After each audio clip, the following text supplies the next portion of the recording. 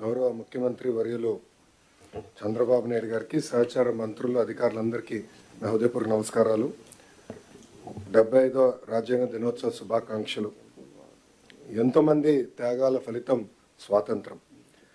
కానీ ప్రజలకి నిజమైన స్వాతంత్రం వచ్చింది మాత్రం నవంబర్ 26, 1950లో.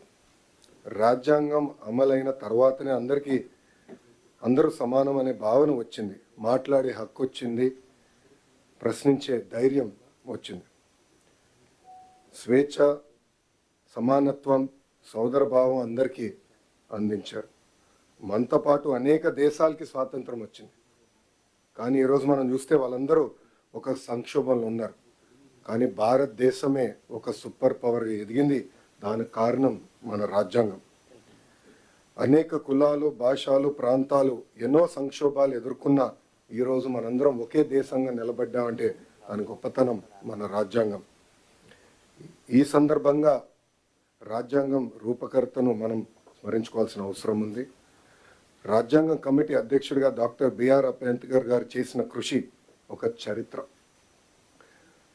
సామాన్య దళిత కుటుంబంలో పుట్టి దేశానికి స్వేచ్ఛ, ప్రజలకి ప్రాథమిక హక్కులు, రక్షణ కల్పించిన గొప్ప వ్యక్తి డాక్టర్ బిఆర్ అంబేద్కర్ గారు. రాజ్యాంగం దుర్వినియోగం జరిగితే రాజ్యాంగాన్నే నేను కాల్చుతానని ధైర్యంగా చెప్పిన వ్యక్తి డాక్టర్ బిఆర్ అంబేద్కర్ గారు.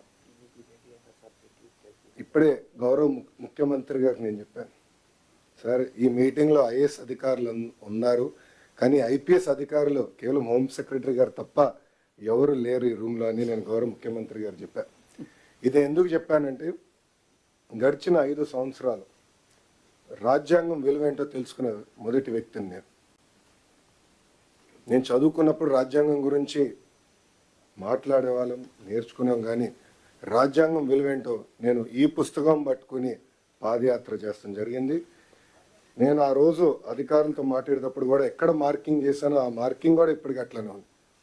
దీంట్లో మనం చూస్తే right to freedom, article 19, freedom of speech, freedom of expression ఏదైతే రాజ్యాంగం మనకు కల్పించిందో అది నేను పాదయాత్ర ప్రారంభిస్తాం కానివ్వండి, దాని ముందల గౌరవ ముఖ్యమంత్రి గారు ప్రతిపక్ష నేతగా ఉన్నప్పుడు అధికారులు అది సరిగా పాటించలేదు. అందుకే ప్రజలు ప్రజాస్వామ్యంలో తీర్పిచ్చారు. రాజ్యాంగాన్ని కాపాడాల్సిన బాధ్యత అధికారులందరిపైన ఉంది, ప్రజాప్రతినిధులపైన కూడా చాలా చాలా ఉంది. అందుకే సార్ దీంట్లో భాగంగా విద్యాశాఖలో మేము వచ్చే సంవత్సరం నుంచి బాలల భారత రాజ్యాంగం ఇవ్వాలని నిర్ణయం తీసుకుంటాం జరిగింది. దీంట్లో కాన్స్టిట్యూషన్లో ఉన్న అన్ని కాన్సెప్ట్స్ని సింప్లిఫై చేసి ఒక పిక్టోరియల్ ఫార్మాట్లో పిల్లలకి ఏజ్ అప్రోప్రియేట్కి ప్రధానంగా ప్రియాంబల్ అందిస్తూ ఫండమెంటల్ రైట్స్ ఏంటి, డ్యూటీ, స్ట్రక్చర్స్ ఆఫ్ గవర్నెన్స్ ఏంటి అనేది క్లియర్గా అందించాలని నిర్ణయం తీసుకున్నారు సార్. దాంట్లో భాగంగా భారతదేశానికి స్వాతంత్రం వచ్చిన కారకులైన మహాత్మా గాంధీ గారు, అంబేద్కర్ గారు, నెహ్రూ గారి గురించి కూడా దీంట్లో చాలా చెప్పాలని నిర్ణయించుకున్నాం. అంతేకాకుండా సివిక్ అవేర్నెస్ అనేది చాలా చాలా అవసరం.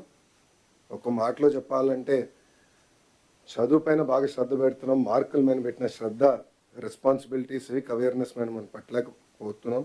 దానివల్ల సమాజం తీవ్రంగా నష్టపోతుందని మేము భావించి principles of justice, equality and fraternity పెట్టాలని మేము నిర్ణయించుకున్నాం. దీంట్లో సింపుల్ స్టోరీస్ రూపంలో పిల్లలకి అర్థే విధంగా చేయాలని మేము నిర్ణయించుకున్నాం. అంతేకాకుండా ఈ పుస్తకంలో ఇంటరాక్టివ్ యాక్టివిటీస్ పెట్టాలని, పజిల్స్, క్విజెస్ ఇవన్నీ పెట్టాలని కూడా నిర్ణయించుకున్నాం.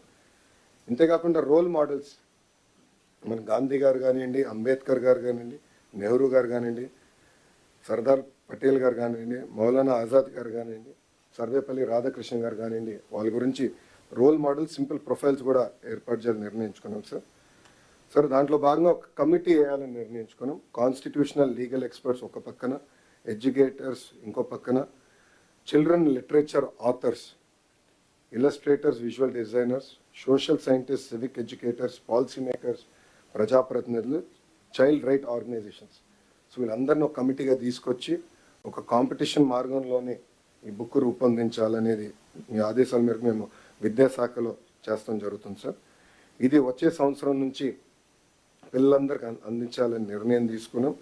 ఇది స్కూల్ కరికులంలో ఇంటిగ్రేట్ చేస్తూ టీచర్కి అవసరమైన ట్రైనింగ్ కూడా అందించి పెద్ద ఎత్తున వైడ్ డిస్ట్రిబ్యూషన్ కూడా చేద్దామని సార్. పబ్లిక్ లైబ్రరీస్ కూడా పిల్లలకి పెద్దవాళ్ళు కూడా అందుబాటు తీసుకొచ్చే విధంగా చేస్తామని సభాముఖంగా తెలుపుకుంటూ, ఇక్కడున్న అధికారులందరినీ నేను కోరేది ఒకటే, రాజ్యాంగం అనేది అందరికీ సమానంగా అమలు అవ్వాలి.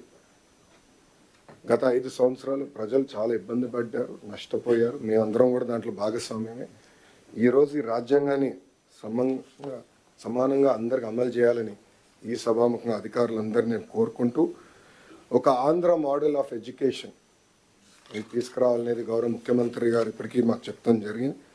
దాంట్లో మేమందరం అహర్నిశలు కష్టపడుతున్న డిపార్ట్మెంట్ కూడా చాలా ఇది సీరియస్గా తీసుకుంటాం జరుగుతుంది. దాంట్లో భాగంగా పిల్లలకి బాల రాజ్యాంగం అనేది అమలు చేయాలని నిర్ణయం తీసుకున్నానని సభాముఖం మీ అందరికి తెలుపుకుంటూ, రాజ్యాంగంలో sir we the people of India అంటారు. నేను I truly believe that we must also recognise that we the children of India. ఎందుకంటే పిల్లలే మన భవిష్యత్తు, పిల్లలే మన సంపద. రాబోయే దశాబ్దాలు దేశం అగ్ర దేశంగా ఎదగాలి, నంబర్ 1గా ఎదగాలంటే ఇప్పుడు మన పిల్లలపైన ఆధారపడి ఉంటుంది.